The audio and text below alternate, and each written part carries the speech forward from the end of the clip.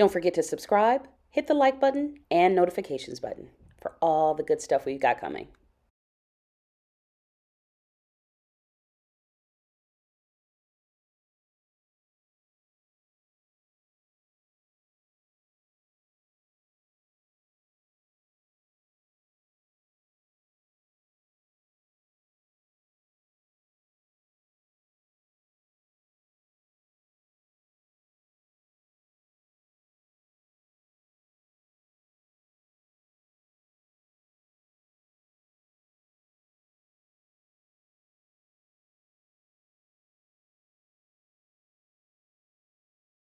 Talking about my father, Charles Roseborough, who brought me to the Detroit Repertory Theater when he was doing the show Ceremonies and Dark Old Men there. And I would just sit in on the rehearsals, and that kind of started the whole my relationship with that. And then he introduced me to Barbara and William Boswell for their Saturday morning acting classes, the acting workshop. And I was probably about 15 at the time, 15 or 16. I was one of the youngest members of the workshop. But William Boswell, Boz, was my very first teacher in acting, my very first. But my first director ever was Barbara Busby when we did Decision at Valley Forge. And the thing I remember about that production is that I was in charge of playing the tambourine, and I went through about 2 tambourines a week. I was so enthusiastic about playing that tambourine. I had no lines, but I had the tambourine, so I did the tambourine, and I hope I did it well. Some of the shows that I did there, um, aside from Decision at Valley Forge, was the Color Museum. Ruben Yabuku directed that. Fences, Ruben also directed that one. And then a very good thing happened in my life. Bruce Milan gave me the opportunity to make my directorial debut with the play Yellow Man. And that was the very first play I had directed. And he entrusted me with that along with everyone else at the Rep. And I think that was the genesis of a whole new path in my career. And so after that, I directed Intimate Apparel, of which Linda Boston was a part of, and Cecilia Foreman was in again, and Michelle Wilson. There were a number of people. It was a really great production. John, the Miller's Son, was another one that I was able to direct there. And Ceremonies and Dark Old Men. And so I was able to come full circle. And before my father passed away, he was actually able to see that production. And I'm always very fond of being able to come full circle with that play by Lonnie Elder III. Some of my memories of the Detroit Repertory Theater, they're broad, they're wide, they're deep, they're personal, most of them. One of them is Harry Wetzel, who I just consider to be a theatrical genius and just a really good human being. We would take the time to go shopping and make lunch at his house and have wonderful conversation about this, that, and the other. So that's one of my very fond memories. The other is really being able to see on stage people like Consul Cargo and Barbara Busby and Dr. Von Washington and William Boswell and DeAndres. There's been so many, Herman, and there's a bunch of them. And I was able to forge some friendships, some of which have lapsed over the years, but who's in the room right now is Cassandra Freeman, that we were able to forge a really, I think, wonderful friendship, as well as Leah, when we met at Wayne State University.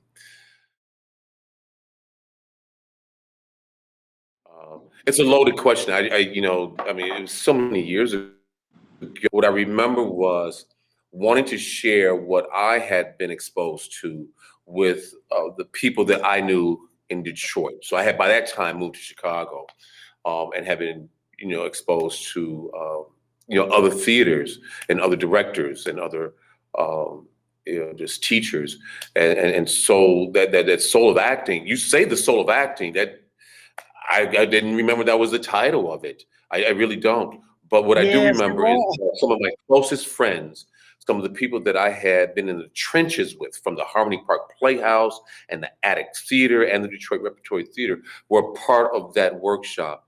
And they were willing to give me the opportunity to share with them what I had learned. And it didn't put me on a higher plane or anything like that. It was just coming at people with something that I had learned from a different place. And so it was just adding on to everyone's own experiences and their own approach to theater. I think the one thing that was instilled in me from the Detroit Rep, and it was really about William Boswell and Barbara Busby, mostly. Not that Bruce and Dee Anderson didn't have a play in this, but because they were the ones that I was most interactive with, was being prepared. Linda, you mentioned that, right? Trying to come in and try to, play, Boz to the side a little bit, right? Well, that wasn't going to happen with Boz or with Barbara. And so it instilled in me very early on the commitment to theater, the punctuality, the being prepared always. Like there's no excuse for not being prepared and not being on time. And so that is still instilled in me. And that Excellent. Tim, I want us to work together again, baby. I'm ready to Hey. travel now. I have 150 seats here waiting for you to fill it up. Do you have a minute? Can you talk about oh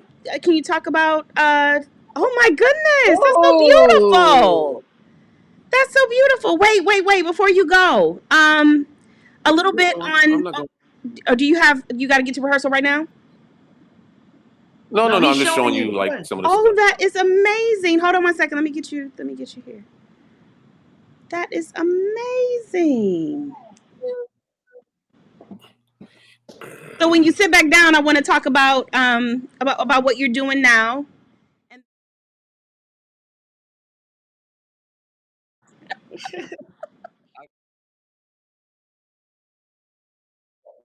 Well, the name of the theater is called Fleetwood-Jourdain Theatre. It's named after two African-American men in the city of Evanston who were pioneers. One was the first Black city council member, and the other one was the first director of a community center here in Evanston. So I've been here for 10 years. It's a wonderful facility. We are here at the Noyes Cultural Arts Center, just down the street from Northwestern University. But I've been able to play outside of the theater here over the years. I've been able to do, plays as an actor, as a director, in many different places. I spent some time out in California and New York. But I'm always pulled back to theater. So, I mean, television and film aside, and those have been some really wonderful moments, right? And it's obviously given me some opportunity to do some things that I otherwise would not have been able to do financially. But theater has been my love. I have a daughter who is now 25 years old. She is a professional ballerina. She graduated from the University of Utah, but she was part of the Charleston City Ballet Company. And she's back here in Evanston now, and she is one of the teaching artists over at the Dance Center Evanston. But she's 25. She's 6 feet tall. She stretches like Judith Jameson. The extension is unreal. So that is my true mission in life, is to make sure that she has a path. Every day. Because the thing that I learned about from Bruce Milan, what I learned was how to fill seats. All right. That formula works here. That formula of the deep discounted group sales tickets, it is a beast. And it works here. And like I said, we operated about 80% throughout our season capacity. A large part of that, of course, is group sales. But that's the kind of thing that the Rep did. Bruce did. I don't know if he intended it, but he put out some knowledge that if you want to listen and do, you could be successful. And And I'm just thankful that theater is thriving. We're thriving through the pandemic. The city of Evanston has financed it for the next several years. So we're not worried about laying people off right now. We're not doing furloughs. We're good. But that's because of the city of Evanston. It's not me. Just make that clear. And so when you ask about what does the Detroit Repertory Theater mean to me, I mean, it's the genesis of my career in theater. It is the foundation of how I approach acting and directing and producing. I'm fortunate to have my own theater here in Evanston, Illinois. And a lot of the producing sort of acumen that I learned at the Detroit Rep, I apply here when it comes to subscription bases and how we approach casting and things like that. And so all of those things are very meaningful to me. And I'll never forget it. And whenever I have the opportunity, I bring up the Detroit Repertory Theater and what it has meant to me, not just professionally, but personally as well.